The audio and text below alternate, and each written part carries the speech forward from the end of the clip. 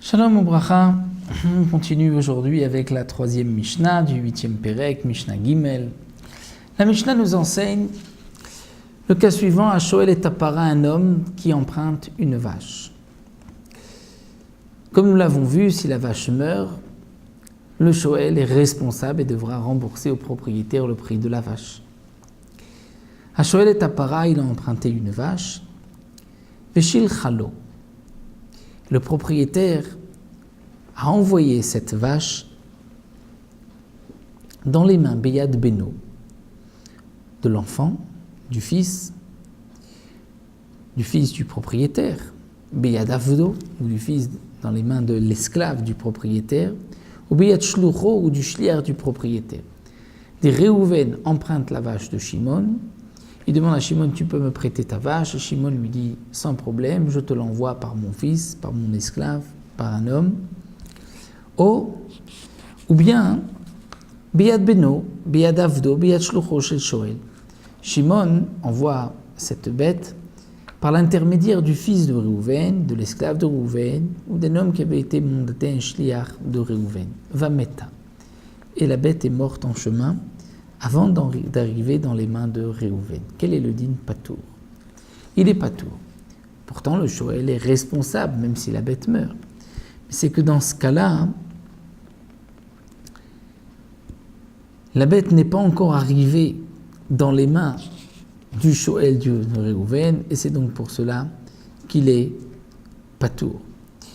Alors bien sûr, on ne parle pas dans le cas où Réhouven a mandaté un shliach pour prendre la bête, parce que dans ce cas-là, effectivement, dès que la bête est dans les mains du shliach, Réhouven est responsable.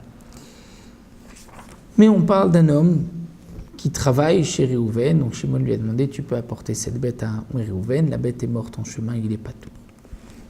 Donc dans le cas où Amarlo à Shoel, Réhouven qui emprunte la bête lui dit: Shalchali biyad beni, je veux t'emprunter cette bête, est-ce que tu peux me l'envoyer dans les mains de mon fils, biyad avdi, de mon esclave, biyad shluchi, de cet homme qui vient à ma place, au biyad bincha, ou dans les mains de ton fils, biyad avdecha, de ton esclave, biyad shlucha, d'un homme que tu mandateras, ou Amarlo à Mashil, ou bien même dans le cas où le Mashil, le propriétaire, lui a dit: Yarini meshalchalar biyad beni, je te l'envoie par l'intermédiaire de mon fils, biyad avdi, de mon esclave, biyad shluchi, de mon shliach, un homme que j'envoie à ma place, au biyad bincha, de ton fils, biyad avdecha, ton esclave, biyad shluchacha, de ton shliach, celui qui a été mandaté par toi, va Amarlo à Shoel shalach.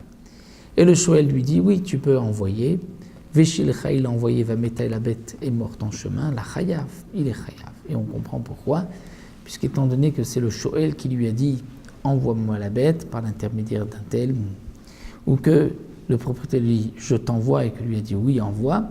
Donc le Shoel est responsable dès que la bête est dans les mains de son fils ou de son esclave. Vechen besha'a shemarzira, et la Mishnah continue, nous dit: de même, lorsqu'il va rendre la bête, le din sera le même, c'est-à-dire que lorsqu'il renvoie la bête, tant que la bête n'est pas arrivée dans les mains du propriétaire, le Shoel est responsable si la bête meurt. Donc bien sûr que dans le cas où le propriétaire lui dit: envoie-moi la bête par l'intermédiaire de mon fils, de mon esclave, si la bête est morte, là il n'est pas tour, puisque c'est le propriétaire qui a dit: envoie-moi par l'intermédiaire de mon fils. Donc c'est comme si il avait déjà reçu la bête lorsque son fils reçoit la bête. Donc la Mishnah vient nous enseigner le din que le Shoel, celui qui emprunte, c'est vrai qu'il est responsable lorsque la bête meurt, mais c'est uniquement lorsqu'elle est déjà arrivée dans son reshoot. Mais tant qu'elle n'est pas arrivée dans son domaine, c'est encore la responsabilité du propriétaire. Dans le cas où celui qui emprunte, le Shoel, a demandé au propriétaire de l'envoyer dans les mains de son fils, par exemple, donc là on comprend que dès que la bête est dans les mains du fils de Réhouven, du Shoel, c'est la responsabilité de Réhouven, si la bête meurt, il est chayav. Et inversement aussi, au moment où il vient rendre la bête. Ici, il y a la fin de cette troisième Mishnah.